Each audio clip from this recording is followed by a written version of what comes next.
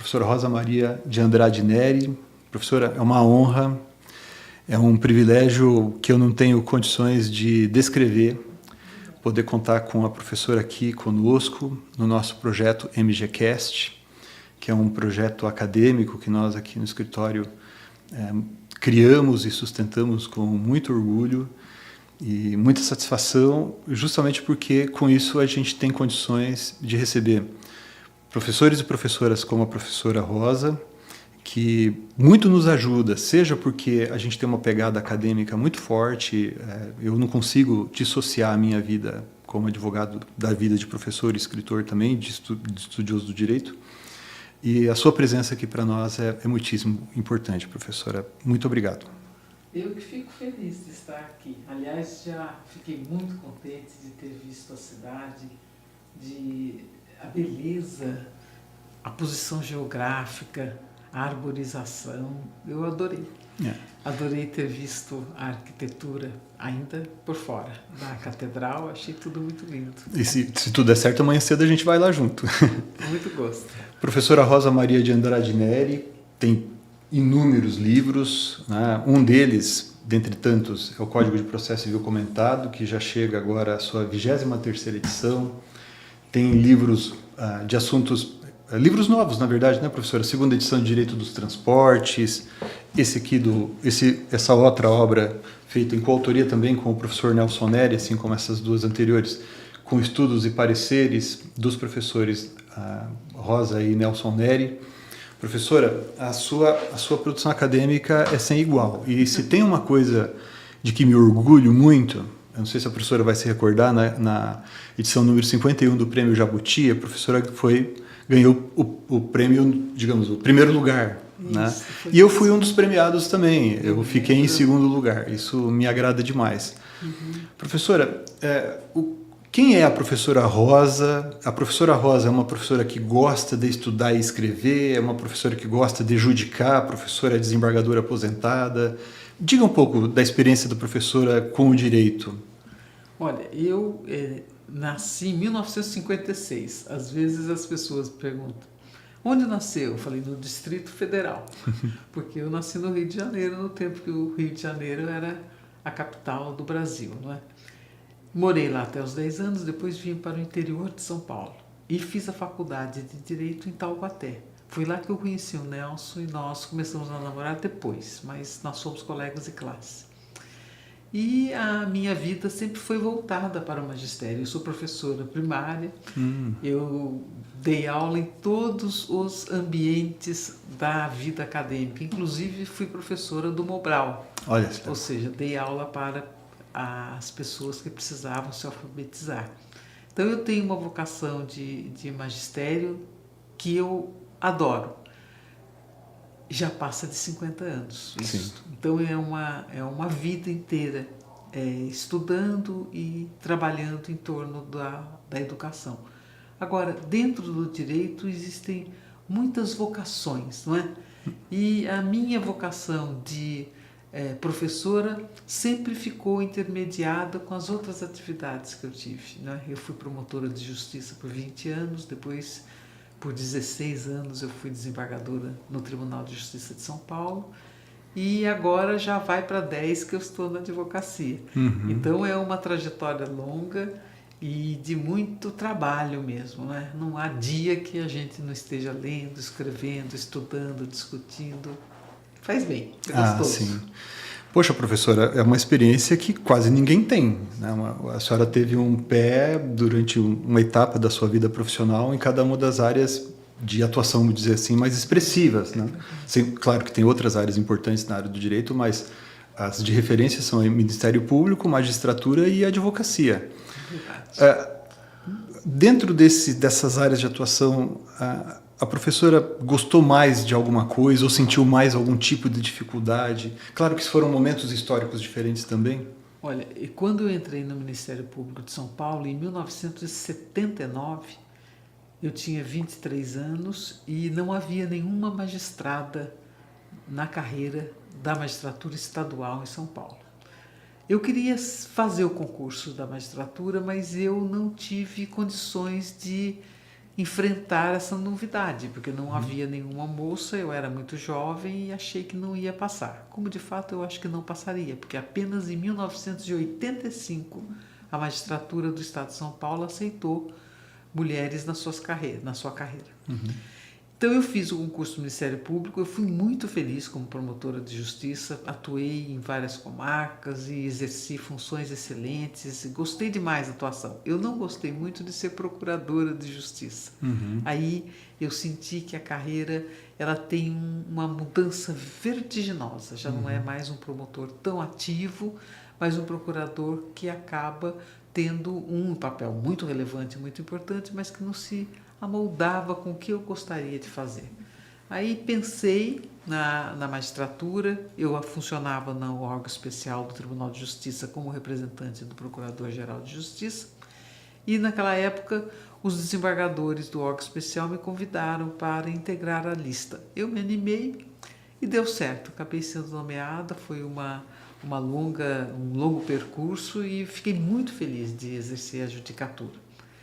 A advocacia tem uma peculiaridade que é o sobressalto, que nós não temos tanto na magistratura e no Ministério Público, porque as coisas chegam e você tem que fazer. Na advocacia você tem a opção de não fazer. E isso também custa. Dizer não para o cliente também é custoso. Isso foi algo com que eu me deparei de maneira extraordinária. Mas eu gostei de tudo. Eu gostei de ter feito tudo. E agora eu tenho sido muito feliz, exercendo a função de parecerista e de, vamos dizer assim, advogada, não com tanta intensidade, mas adoro fazer sustentação oral, fazer despacho, essa coisa. Nossa, se eu fosse desembargador-ministro, ia adorar ouvir a professora. A professora fala com muita docilidade, assim, a voz da professora é bonita e, além disso, a professora fala com muita clareza de raciocínio, assim. E eu acho que isso é algo, professora, não sei se a professora vai concordar, que revela muito da formação de natureza científica mesmo que a professora tem, a ligação que a professora tem com o direito. Eu sei que a professora navega com muita facilidade em direito constitucional, direito civil, direito processual civil, e é algo que eu vejo que a gente é algo que eu não observo em todo mundo, vamos dizer assim. Às vezes a gente vê um jurista que ele é especialista em determinado ponto do processo, ou determinado ponto do direito civil, e a hora que ele sai dali ele fica desconfortável. Eu não, vamos dizer assim, não acredito em signo, mas eu não sou daquele signo que justifica essas mobilidades, que seria o geminiano, né? Eu sou taurino, assim, pé no chão, mas eu sempre gostei de fazer várias coisas ao mesmo tempo. E eu tive várias atuações interessantes. Por exemplo, na escola, ainda no ginásio, naquele tempo, eu estudava francês, eu estudava inglês, eu montei um jornal. Na faculdade, eu fiz francês, fiz inglês, busquei fazer pesquisa.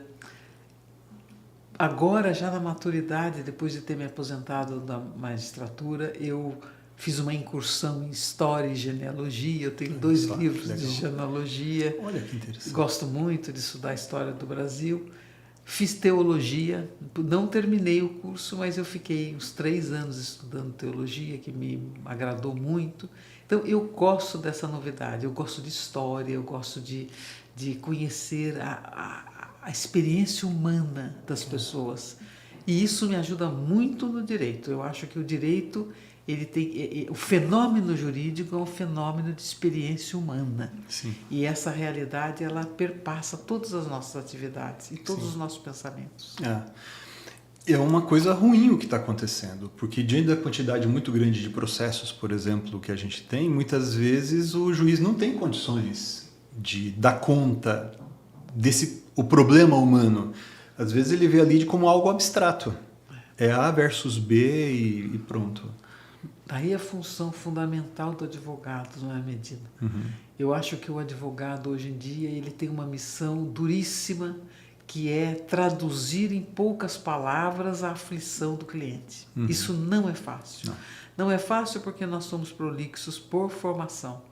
Não é fácil porque nem sempre nós captamos do cliente a verdade das coisas e nem sabemos como abordar o melhor caminho sem ferir a suscetibilidade deles. Esse é um dos problemas maiores para mim na advocacia, que às vezes o caminho para ganhar é um e o caminho para contentar o cliente é outro, porque o que ele quer é sangue. E a gente sabe que não seria um caminho ideal. Então, esse ajuste para poder levar para o juiz uma situação que possa ser compreendida com rapidez, porque senão ela não será compreendida, é uma aflição desesperadora. E o domínio da língua, eu acho que é algo que nós estamos deixando para lá. E isso faz muita diferença, né? Eu tenho visto muitas peças enormes e prolixas e difíceis de compreender porque não se vai diretamente ao ponto, não é? Então, essa precisão de você achar o problema, dar a solução esperada e facilitar a vida do juiz é muito importante. Por isso que eu acho que, sob o ponto de vista processual, a questão dos temas e das vinculações, se de um lado resolve, de outro amarra e engessa e às vezes dificulta a atividade do advogado. Assim, a professora está se referindo à fixação de teses pelos tribunais superiores, né? Até a gente conversava um pouquinho antes, né? Antes de chegar aqui, eu comentei com a professora que, a meu ver, pelo menos, eu até sustento isso, eu já escrevi sobre isso, eu defendo que, em se tratando de temas como esses que a gente mencionou antes, né, que são disciplinados em regras com conteúdo vago, com textos, né, normativos com conteúdo vago indeterminado, cláusulas gerais, ou mesmo princípios jurídicos, não é possível fixar uma tese. Eu gosto de citar como exemplo a tese que foi firmada pelo Supremo Tribunal Federal quando ele falou da política carcerária. A tese ficou tão vaga porque a própria tese ela é suscetível de inúmeras interpretações. E algo parecido a gente observa com teses, às vezes, firmadas pelo Superior Tribunal de Justiça também. O que você diz é a realidade do que se passa. Eu tenho um sentimento muito próximo do seu. Para mim, nós dificultamos, de certa maneira, algumas coisas. A começar pela questão da interpretação. Hoje, nós temos que interpretar lei, cláusulas contratuais, temas, porque antes de tudo é a interpretação. A palavra alude a uma ideia antiga que interpretar é penetrar na cabeça do pai, ou seja, naquele que manda. E a interpretação da ordem judicial que foi dada num caso e que vai servir para o meu, ela é desesperadoramente preocupante, porque eu preciso fazer com que incida aquela regra para o meu caso e, ao mesmo tempo, repeli-la se ela não me servir. E eu preciso, então, convencer o juiz que aquela tese não se aplica naquele caso. Eu acho até mais difícil do que aplicar a lei. Então, são situações complicadas. E a mente humana é capaz de inventar muitas coisas. Então, fata la legge, trovato l'ingano. Então, faz o tema que pode deixar que eu vou arrumar uma maneira de dizer que não é exatamente aquele manequim, que não serve submisura. Sim. É difícil. É difícil. É difícil. E a gente está observando, por exemplo, o aumento do uso da inteligência artificial pelos tribunais superiores e muitas vezes se aplica uma tese indevidamente, né? Porque claro que o ser humano poderia, um juiz ou um assessor do magistrado também poderia interpretar de maneira inadequada. Só que é o algoritmo que faz isso agora, o que aumenta ainda mais o risco de erro, né? Eu penso que nós estamos numa encruzilhada, não é? A tendência, na minha maneira de ver, é que os advogados cada vez mais se especializem em mecanismos de conciliação, para poder encontrar a solução na mesa, ali, junto com o seu cliente. Porque a jornada de um processo civil hoje é uma façanha selvagem. Sim. Não é? Como se você tivesse que se embrenhar numa selva desconhecida. Tudo pode acontecer. E não é porque há um erro, não é porque as coisas vão se degringolar, não é isso. É que o argumento, a dificuldade de fazer tramitar o processo natural da segurança jurídica faz com que a demora vá esgarçando as relações e tudo fica mais difícil. Então, eu penso que os meios de mediação, de diminuição do tamanho do conflito, se torne um espaço de trabalho para os advogados que talvez não seja ainda bem trabalhado, bem conhecido. Né? Acho que nós não temos ainda a cultura do acordo. Nós ainda achamos que é um desaforo fazer acordo. É verdade. É verdade.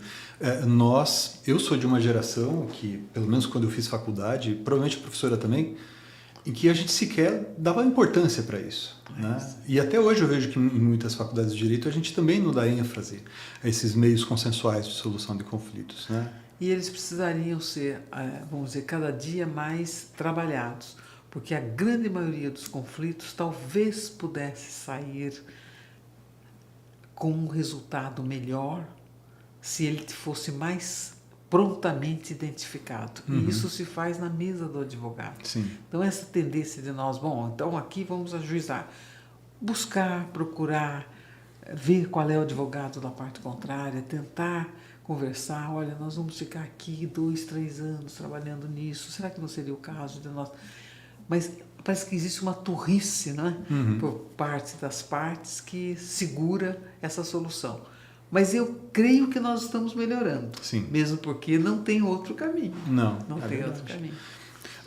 A professora acha, com a sua experiência, seja como profissional agora, seja como estudiosa também, que a arbitragem pode contribuir para a melhoria porque a arbitragem é um meio, digamos, de solução de conflitos que não é consensual, mas a escolha da arbitragem é consensual.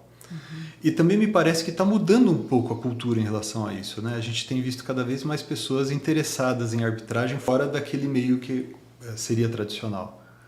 Eu não tenho nenhuma dúvida que, sob o ponto de vista dos interesses empresariais, a solução é extraordinária. Acho que a arbitragem tem sido bem demorada ainda. Ela não é tão rápida quanto nós supunhamos que fosse. Ela poderia ser um pouquinho mais célere, mas compreende-se. Agora, eu sinto vamos dizer assim, um ambiente não pacífico no ambiente arbitral. Eu acho que existe muita conversa, muita dissidência, muita forma de conflituosidade entre as câmaras, entre os próprios árbitros. Então, eu acho que precisa melhorar um pouco essa postura, vamos dizer assim, uma postura mais pacificadora e não tão agitada. Eu acho que o árbitro ele tem que ser mais silente, ele tem que ter uma compostura compatível com a do magistrado. Não, mas ele não é o magistrado. Mas a parte precisa dessa compostura. E essa compostura é o convite para as pessoas virem e dizer, eu confio que aqui as coisas se darão do jeito que eu espero, com justiça. Então, para mim, falta um pouquinho, um toque de habilidade para transferir para o público a ideia de que há uma seriedade completa nesse ambiente. Às vezes eu fico um pouco aflito. De fato, porque o povo, o empresariado em geral, a população de uma maneira geral também, além de não conhecer a arbitragem como instituto, ainda tem preconceito. Tem preconceito. Então, de certo modo, a gente ainda tem uma cultura, entre aspas, cartorial, no sentido de que eu quero as coisas que venham do Estado. Né? E outra, eu acho que isso está na cabeça das pessoas, principalmente do empresariado, que haverá uma segunda chance no judiciário. Isso desmonta a ratio da arbitragem. Então, e por que isso acontece? Isso é uma consequência. Qual é a causa? A causa desse sentimento, que não deveria existir, é que precisaria ser bem trabalhada. Eu acho que ela não tem sido bem trabalhada. Eu acho que precisa prestar mais atenção. Por exemplo, vamos dizer que você você participe de um painel. 2 escolhem um presidente. Por um motivo imediato, e rápido, antes mesmo da instalação dos trabalhos, um deles anuncia a existência de um fato que justifica a sua retirada. Sobrou um deles e o presidente já escolhido.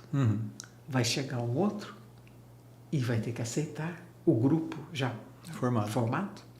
Eu não sei se isso está certo. Pois é.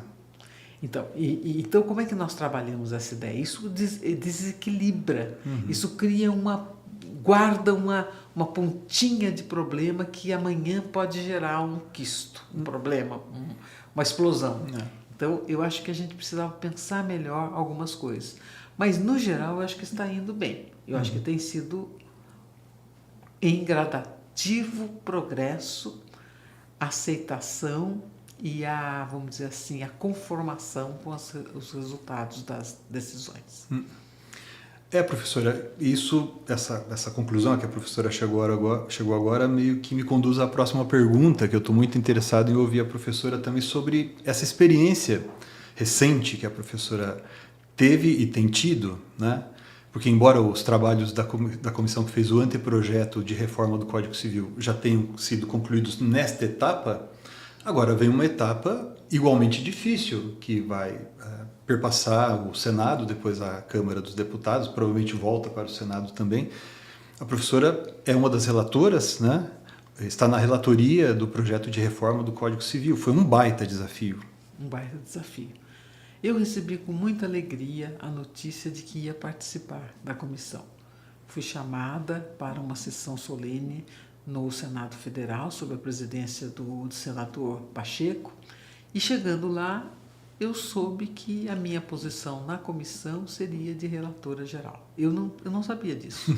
Eu fui surpreendida. Naquele dia, naquela hora, quando nós iniciamos os trabalhos. O professor Tartucci e eu dividimos a relatoria geral.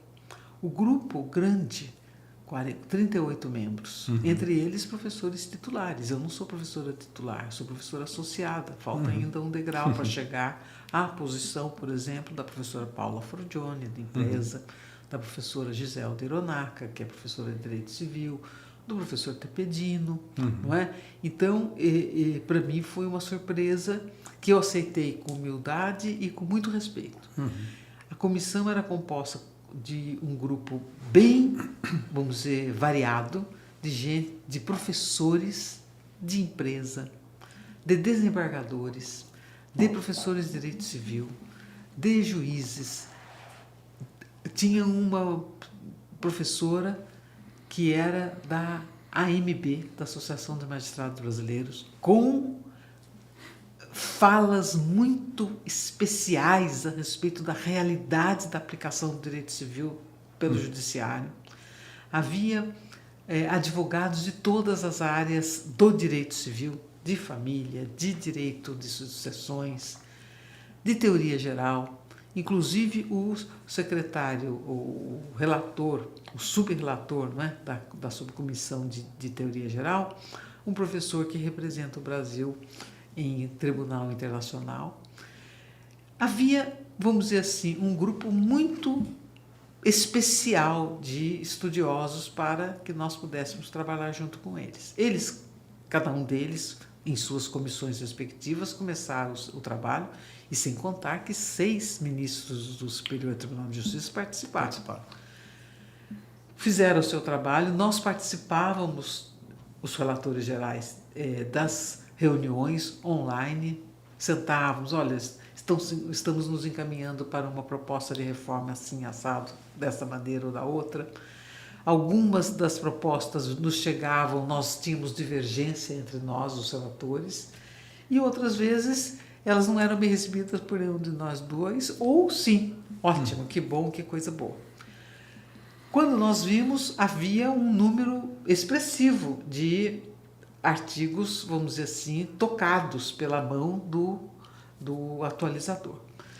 Fizemos uma relatoria, eu passei o Natal, o Ano Novo, e o janeiro e fevereiro de 23 para 24, trabalhando 12 horas por dia, relatando e ajustando. Eu me sentei ao lado de um professor de português, o professor Jorge Miguel, grande professor de português da escola Rio Branco, lá em São Paulo, muito respeitada. E com ele nós escrevemos juntos os textos daqueles artigos. Se erro há do projeto, ou melhor, no trabalho de atualização que nós entregamos ao Senado Federal em abril de 24, foram de mudanças que se deram em plenário do texto. Mas aquele texto que nós relatamos, o professor Jorge Miguel trocou vírgula, acentuou, mudou o verbo, ajustou para poder tudo ficar dentro de um padrão razoável de linguagem. Não foi pequena a mexida, vamos dizer assim. Eu acho que não chega a ser um novo código. É uma atualização. A estrutura, o cerne, a coluna vertebral, ela é a mesma. Mas nós temos mudanças extraordinárias em matéria de sucessões. Em contratos, eu acho que as mudanças não são profundas, mas elas deram uma abertura de segredos que só a doutrina sabia, foi para a lei. E isso, de certa maneira, chocou, não sei se mais os doutrinadores do que os julgadores. Não sei ainda, essa sensibilidade ainda não tive. A parte geral tem mudanças significativas, mas nós não temos uma mudança tão grande quanto a que se diz havido. Veja, pelo menos 500 artigos são daquele livro novo de direito digital, que também é criticado por ser desnecessário. Eu gostei de ter trabalhado com ele, difícil de tornar aquela linguagem própria para um texto legal. E muita coisa de adaptação de linguagem, porque nós mudamos, por exemplo, não é mais companheiro, é convivente pela proposta. Imagine a quantidade de artigos que foram alterados por isso. Então, eu suponho que de mudança efetiva nós tenhamos uns 350, 400 artigos. É muito, não é pouco. Mas para um complexo de 2.000 artigos, eu não posso dizer que se trata de um novo código.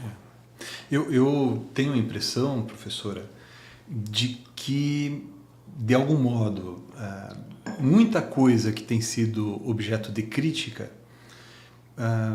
por exemplo, um assunto que inclusive a gente já chegou a conversar, né? Esses dias atrás eu estava vendo um programa, que não é um programa da área do direito, é um programa de teor jornalístico, e eles se referiram a expressões, por exemplo, assim, a boa-fé.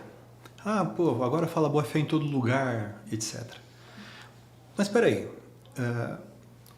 a cláusula da boa-fé está presente no Código Civil atual, né? Em várias disposições, na parte da teoria geral, daí na parte das obrigações de interpretação e para todo lado, 420 e poucos. Isso já é aplicado. Eu tenho a impressão de que a comissão teve a coragem de, em aqueles locais, né, em que se fazia necessário fazer menção a isso, se fez. Mas não é uma novidade sistêmica. Não é algo que eu, a professora, ou qualquer pessoa pode dizer assim, poxa, não havia nada disso e agora vai ter, e daí isso mudou. Você sabe que, certa vez, eu vi uma entrevista do Milton Nascimento, ele contando como é que ele fez a música Travessia. E perguntaram para ele, mas de onde você tirou esse nome, Travessia? Ele disse, Travessia é a última palavra do livro Grande Sertão Veredas, do Guimarães Rosa.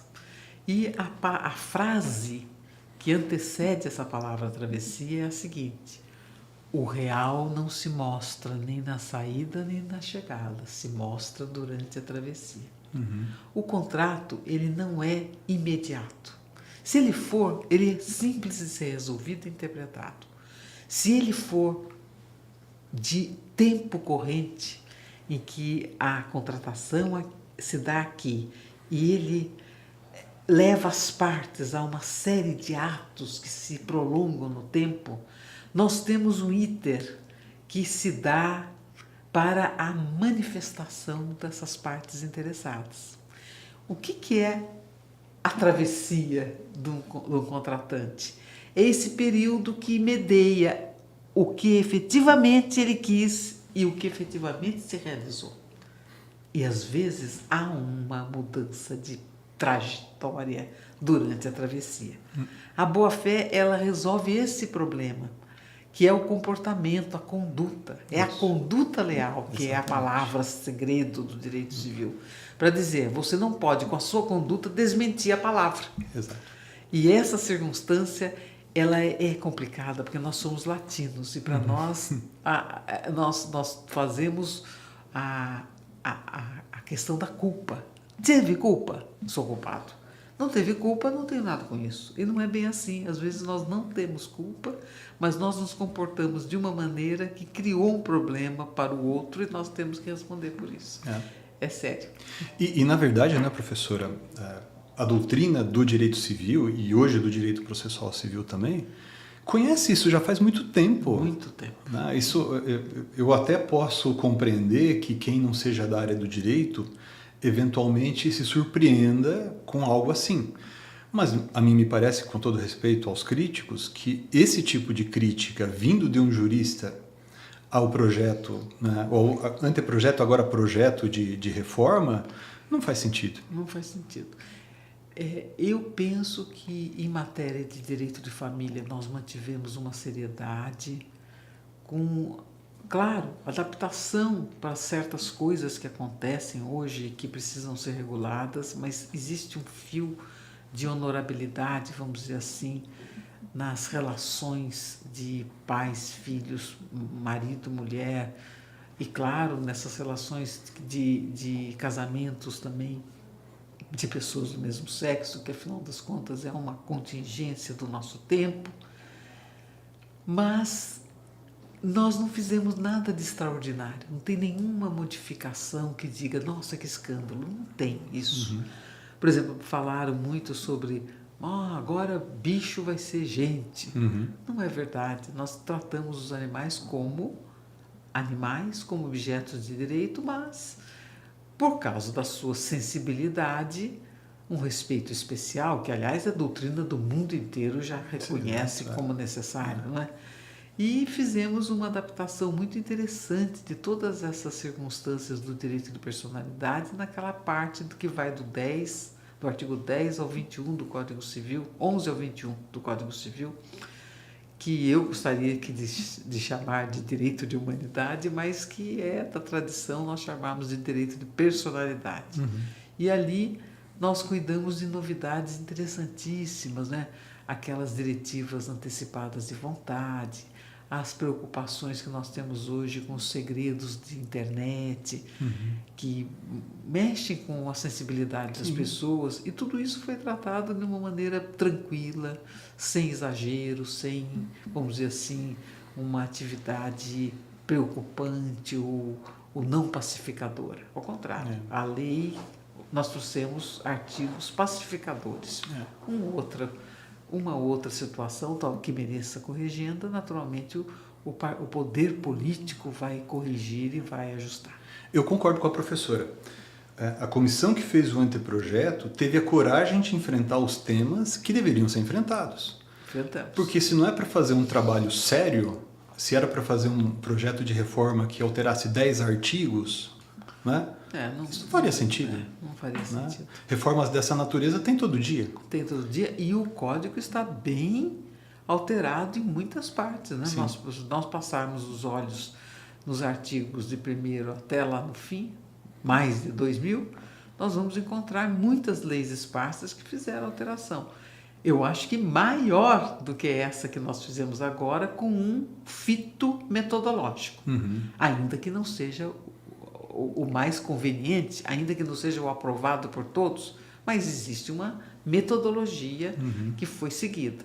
Eu acho que o parlamento está, vamos dizer, em condições de decidir, porque os segredos estão revelados dentro dos textos que nós apresentamos não existe segredinho, vamos dizer assim. Em matéria de contratos está tudo muito claro, em matéria de sucessões está tudo muito claro.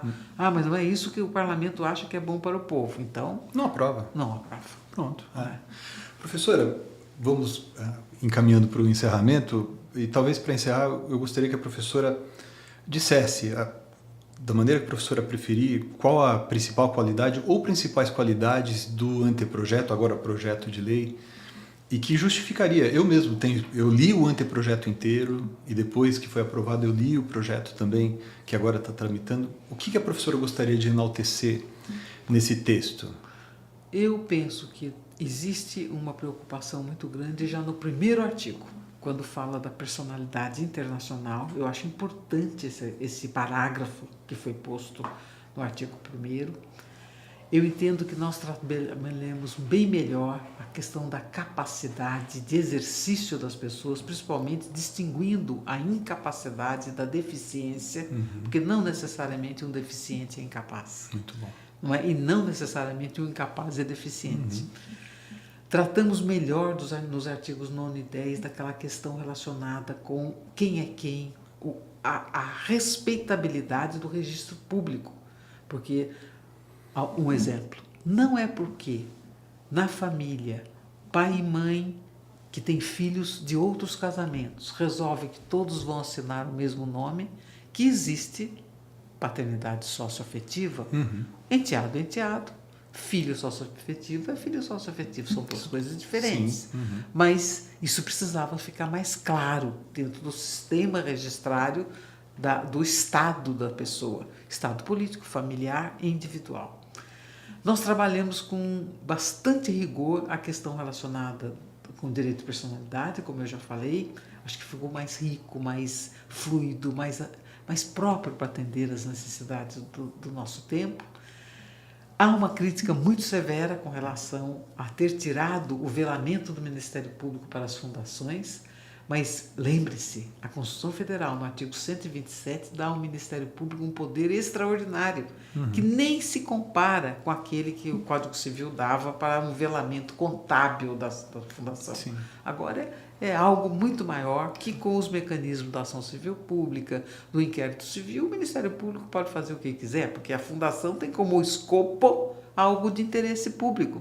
Ora, então está posta a questão para uma fiscalização em outro nível, e não aquele minudente do livro, da assinatura, Sim. da ata, que aquilo era coisa do século passado, retrasado. E sofremos críticas do Ministério Público, mas eu acho que ela não é pertinente porque o Ministério Público é mais do que isso. Sim. Mexemos na parte do artigo 50 da desconsideração, tornando-a um pouquinho mais clara. Na parte de prescrição, eu fiquei vencida no plenário, a minha tese era um pouquinho diferente, mas não está ruim, está muito bem. Mexemos um pouco na parte de prova. Eu acho que houve uma atualização verdadeiramente na parte geral. As mudanças mais sentidas são, a meu juízo, no direito de sucessões e responsabilidade civil. Em responsabilidade civil eu tenho algumas restrições em alguns pontos, mas cedo e respeito à decisão da maioria no plenário. Acho que em matéria de contratos existe o problema maior, que é o contrato é o circulador de riqueza por excelência. Sim. Onde há circulação de riqueza, há interesse. Então o contrato é a menina dos olhos do direito civil.